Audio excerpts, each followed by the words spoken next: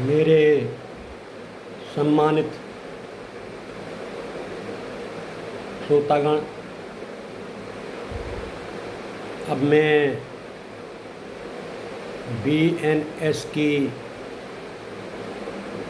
धारा 1/10 तक का विस्तार पूर्वक वर्णन करूँ। मेरे प्रिय विद्यार्थीगण, लॉ के स्टूडेंट्स एवं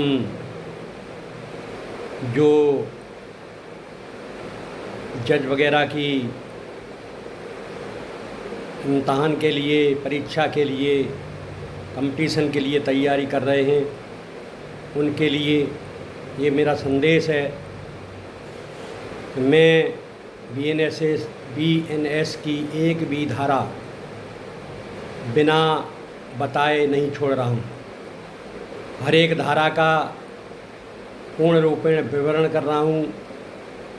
इसलिए अगर मेरा ये वीडियो आप देखते हैं तो आपको किताब की ज़रूरत नहीं पड़ेगी। साथ ही साथ मैं अपने सभी सब्सक्राइबर को निवेदन करता हूँ कि वो अक्टूबर 2025 के महीने में, पूरे महीने में मैं निःशुल्क सलाह दूंगा उनको। किसी भी केस की, जो फौजदारी केस हैं, क्रिमिनल केस हैं, उनके संबंध में आप कुछ भी पूछ सकते हैं। व्हाट्सएप नंबर मेरा दिया हुआ है, उस पर अपना प्रश्न भेज सकते हैं। मैं रात में जब समय मिलेगा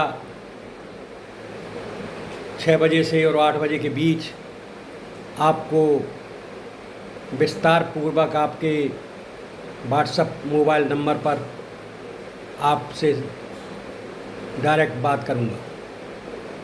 अब मैं BNS की 1/10 तक धाराओं का विस्तार पूर्वक वर्णन करता हूँ। आप लोग ध्यानपूर्वक सुने। BNS भारतीय न्याय संहिता की धारा 1 से 10 तक भारतीय दंड संहिता के क्रम से प्रारंभिक और सामान्य सिद्धांतों की व्याख्या करती है, जिसमें संहिता का नाम, विस्तार, परिभाषाएं, दंड तथा अन्य आधारभूत प्रावधान शामिल हैं। धारा 1 संक्षिप्त, विस्तार और प्रारंभ। यह धारा बताती है कि इस अधिनियम को भारतीय न्याय संहिता 2023 कहा जाएगा। यह भारत के समूचे क्षेत्र पर लागू होती है और केंद्र सरकार द्वारा अधिसूचित तिथि से प्रभावी होगी।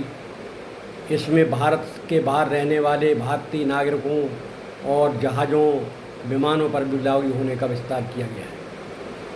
परिभाषाएं दूसरी धारा में आती हैं।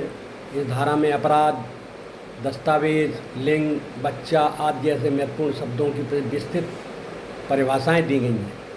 नवीनता यह है कि अब इलेक्ट्रॉनिक और डिजिटल रिकॉर्ड भी दस्तावेज में शामिल किए गए हैं। धारा 3 सामान्य स्पष्टीकरण एवं अभिव्यक्तियाँ। यह धारा संहिता के तहत प्रयोग किए गए शब्दों, वाक्यांशों एवं उनकी विस्तृत व्याख्या करती है, जिससे संहिता का अनुप्रयोग स्पष्ट रहे। धारा 4 दंड है। इस धारा के अंतर्गत कानून तोड़ने वाले प्रत्येक व्यक्ति को निर्दिष्ट दंड मिल सकता है। वह अपराधों के दंड संबंधी आम सिद्धांत तय करती है। धारा 5 मौत या आजीवन कारावास की सज़ा को कम करना। यह धारा निर्दिष्ट करती है कि किन परिस्थितियों में मौत या आजीवन कारावास की सज़ा को बदलकर अन्य दंड में रूपांतरित किया जा सकता है। धारा 6 सज़ा की शर्तों के अंश। कोर्ट किस तरह से सज़ा के विभिन्न हिस्सों को लागू कर सकता है, इसका प्रावधान धारा 6 में दिया गया है। धारा 7 सज़ा का प्रकार। यह बताती है कि कारावास की सज़ा कठोर या साधारण, पूर्ण या आंशिक रूप से दी जा सकती है। नंबर 8 जुर्माना। इस धारा में जुर्माना की राशि भुगतान में चूक पर क्या कार्रवाई होगी आदि का उल्लेख है। नंबर 9 बहु अपराध की सज़ा। अगर एक ही कार्य में कई अपराध शामिल हैं तो दंड सीमा क्या रहेगी, इसका निर्धारण धारा 9 में किया गया है। धारा 10 में है संदिग्ध अपराध की सज़ा। यदि किसी व्यक्ति के कृत्य से यह स्पष्ट नहीं होता कि वह किस अपराध का दोषी है, तब न्यायालय किस आधार पर दंड देगा, इसका मार्गदर्शन यह धारा प्रदान करती है। इन धाराओं के माध्यम से संहिता की नींव रखी जाती है, जिससे आगे की विशिष्ट धाराओं का संचालन होता है। धन्यवाद।